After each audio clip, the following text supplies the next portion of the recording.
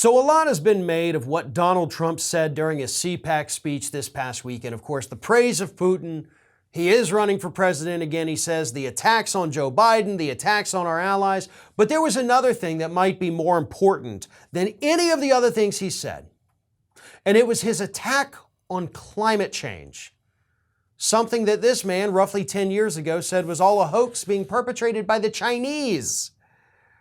But Donald Trump falsely told the crowd at CPAC that the worst thing you're going to get out of climate change is, quote, it'll give you slightly more seafront property. So that's the real crisis, right? How do we sell all these beach houses to people once the sea level rises and there's more waterfront property? Now, let's examine that claim for a moment. First of all, no, that is not the only horrible thing that would come with climate change. We know all the bad things that come with climate change. Talked about them 100 times. I don't have to talk about them here. So let's talk about what he's saying. Okay, let's assume, right, the United States is this, okay? So sea level rises and it encroaches and this starts to get a little smaller. So we lose land mass, which is something, yes, that would happen with climate change. Now you tell me, which has more coastlines, this or this? It's the smaller one. So even in his downplaying of climate change, he's still factually wrong about what would happen. The amount of seafront property we have would actually decrease because the water would be coming inland, erasing areas of the coastline. And if you already live on waterfront property, you're going to be underwater.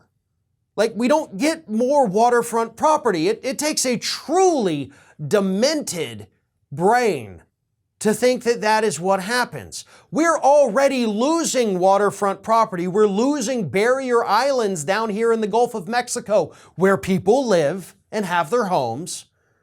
And they have already become climate refugees in our own country. So no, we don't end up with more seafront property.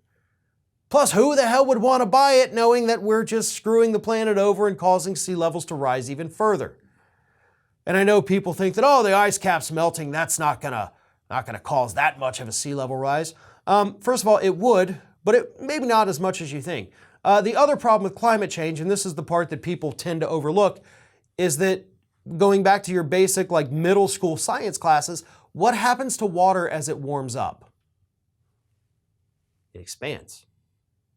If it gets cooler, it shrinks. So not only would we have more water through melting ice caps, we would also have warmer water, which would cause the molecules to expand outward to, get further away from each other, which would also increase the sea level rise.